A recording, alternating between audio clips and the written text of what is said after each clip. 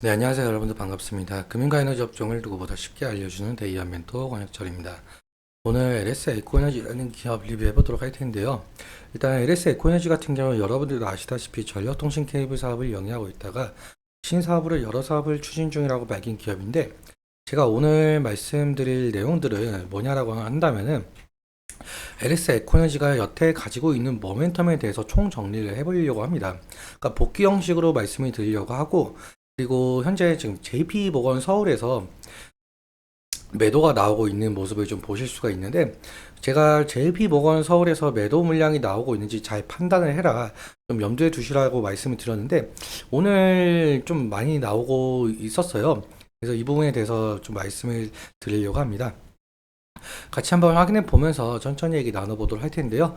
먼저 시작하기 전에 저희 데이업 채널에 오시면은 모든 종목들을 커버해 드리고 있으니까 찾아와 주시면 정말 감사하겠고, 제 영상도 끝까지 지켜봐 주시면서 댓글로 궁금하신 것들 남겨주시면은 다음 영상에서 말씀을 드리도록 하겠습니다. 그럼 LS 에코엔지 바로 보도록 할게요. 일단 LS 에코엔지 같은 경우 베트남과 미얀마의 자회사를 두고 있으면서 전력통신 케이블 제조 판매하고 있었던 사실은 좀 여러분들도 아실 텐데요. 기존 사업에 대한 모멘텀 같은 경우 간략하게 말씀을 드리자면, 베트남의 제8차 전력 개발 계획에 따라서 전력 인프라 구축 확대였었죠. 즉 도시화율 증가에 맞춘 전력통신 케이블 수요 증가 전망이었는데요. 그런데 갑자기 2023년도에 LS 에코에너지가 해저 케이블과 히토류 신사업을 추진을 한다라고 발표를 했었죠. 심지어 올해 주주총회 안건 중에서 사업 목적을 추가를 했었는데, 이러한 사업 목적들은 결국에는 기존 사업과 신사업인 이 해저 케이블과 히토류 모두 연관이 되어 있었습니다. 먼저 IDC 센터 관련 투자 사업 일체를 좀 확인해 보면은 기존 사업과 연계가 되어 있는 상황인데요. 살펴보자면 2024년에는 AI 성장과 함께 기존 데이터 처리보다 15배가 증가한 상황에서 데이터 센터 투자가 대두가 되고 있는 상황이죠.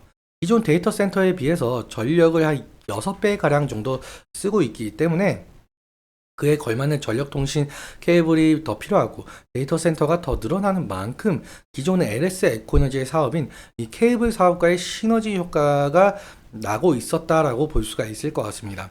그럼 다음으로 해저 케이블 같은 경우 러시아 우크라이나 전쟁 그리고 악화되는 중동 정세로 인해서 전 세계적으로 천연가스나 이 석유 같은 자원들이 공급망에 대해서 좀 악화가 된 부분이 있었었죠.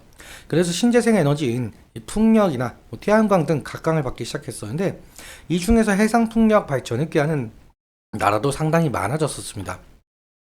우리나라도 마찬가지로 100조 원에 달하는 해상 풍력 발전에 대한 시장이 열리는데요. 이러한 부분에 있어서 해상 풍력 발전으로 전기가 생산이 된다고 한다면 바다에서 육지로 대규모로 전력을 끌어다올 수 있는 해저 케이블이 상당한 관심을 받을 수밖에 없었습니다.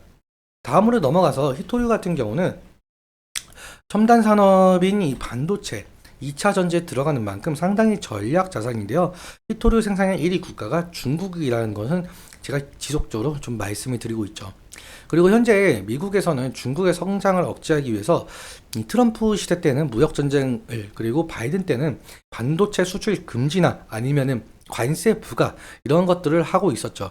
이에 맞서서 중국은 전략 자산인 히토리를 무기화하고 다른 국가의 수출을 금하는 전략을 상당히 세우고 있는데요.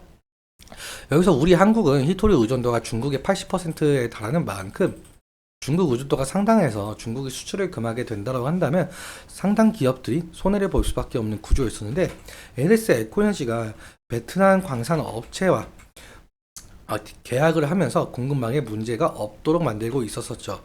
그리고 사실 히토류 관련해서는 이 신사업 추진 중인 이 합금 소재 판매 사업 일체와도 좀 연관이 되어 있는 상황인데요.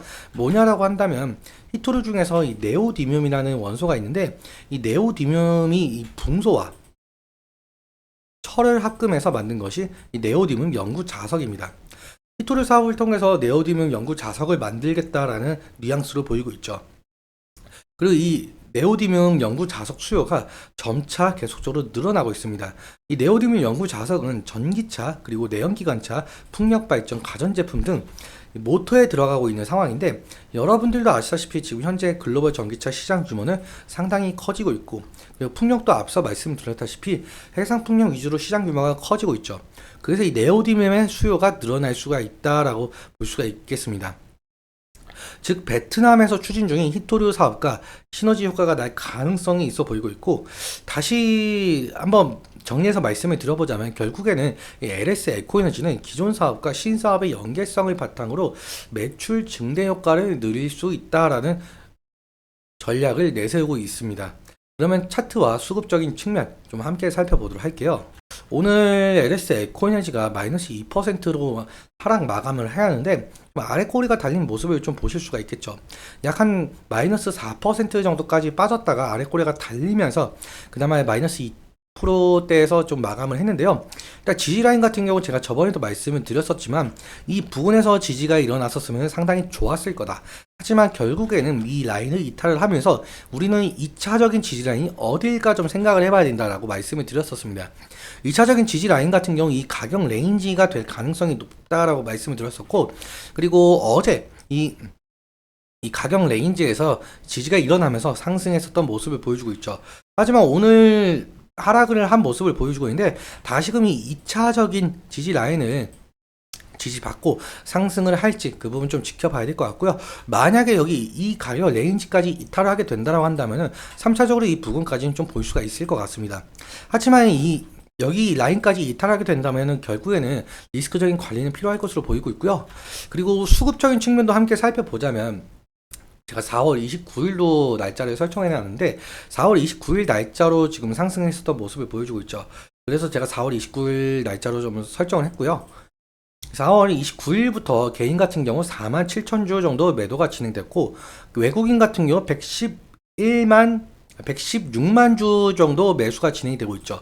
기관 같은 경우 95만 주 정도 매도가 나온 상황인데요. 오늘 같은 흐름은 외국인이 25,000주, 기관이 12,000주 정도 매수한 것을 볼 수가 있죠.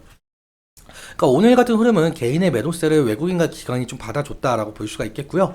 그리고 좀 더 자세하게 보자면, 제가 저번 영상에서 JP모건 서울의 창구가 상당히 중요하다라고 말씀을 드렸어요.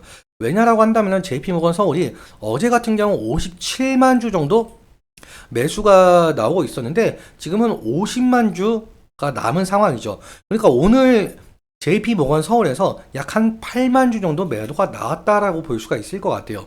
그렇기 때문에 이 JP모건 서울에서 이 물량들을 전부 매도를 하게 된다라고 한다면 LS 에코에너지 주가에 악영향을 끼칠 가능성이 상당히 높겠죠. 그래서 이 JP모건 서울의 수급 잘 살펴봐야 된다라고 말씀을 드렸던 기억이 나고 있고요. 두 번째로 모건스탠리 같은 경우는 25만 주, 오늘은 그대로인 것을 볼 수가 있어요. 그리고 다음으로 KB증권에서 오늘 1000주 정도 들어온 모습을 볼 수가 있겠고요.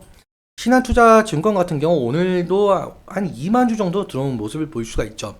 이러한 상황으로 보았을 때 이 거래원 체크를 하면서 어디에서 지금 매도가 나오고 있는지 이 부분 좀 참고해 주시면 정말 감사할 것 같습니다.